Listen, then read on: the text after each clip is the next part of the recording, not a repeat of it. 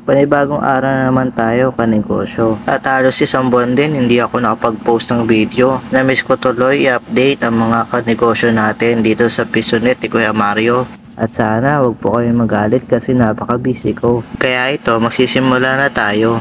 Hindi ko talaga trip mag-coins out sa umaga kasi ayokong sumabay sa mga naglalaro. Baka kasi may istorbo sila lalo't seryoso minsan ang mga nilalaro nila. Pero napansin kong kukulangin yung barya ko kaya kailangan ko ng mag-coins out ngayong araw. Karton sana yung gagamitin ko, dalagyan ng mga coins pero baka masira kaya naisip ko gumamit ng iba. At ito kinuha ko talaga yung lagayan para sa coins out ko.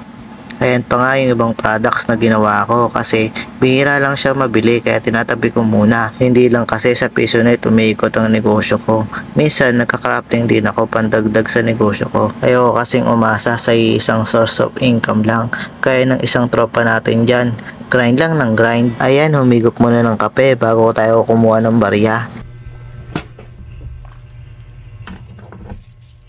Nagsimula akong magnegosyo nung pandemic kasi nawalan ako ng trabaho. Sari-sari store nga yun kaso nalugi kami mag-asawa.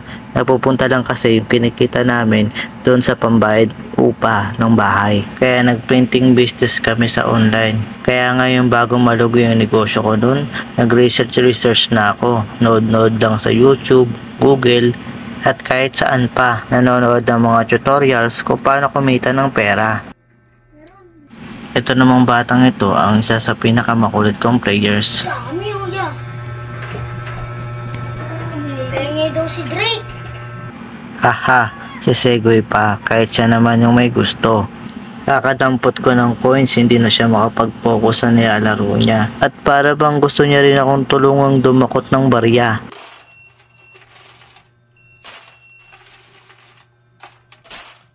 At hindi na nga siya makapag-focus maglaro kasi yung mga mata niya nandun lang sa mga barya.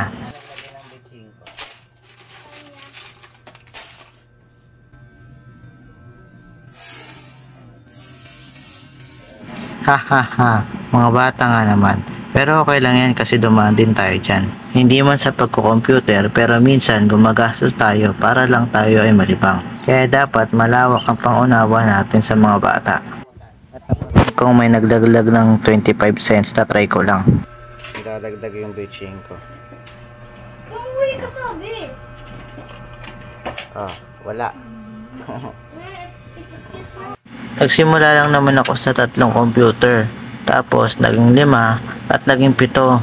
Dapat nga 8 yan kasi nasira yung isa. Gusto ko pa sanang palakihin pa yung pwesto ko kaso kailangan ko pang mag-ipon at makahanap ng sariling pwesto.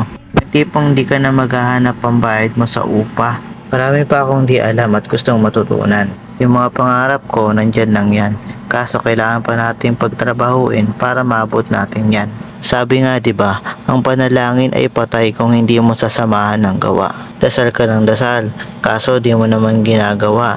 Paano mangyayari sa buhay mo? Sabi nga ni Kuya Ya, basta ang sabi niya, grind lang ng grind para sa pangarap.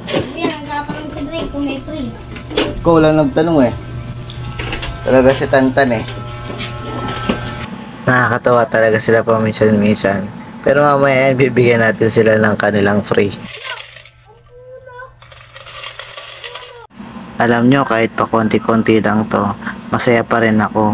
Ang mahalaga, meron ako naiipon. At naghahanap din ako ng iba pang pagkakakitaan. Basta kahit ano, basta marangal.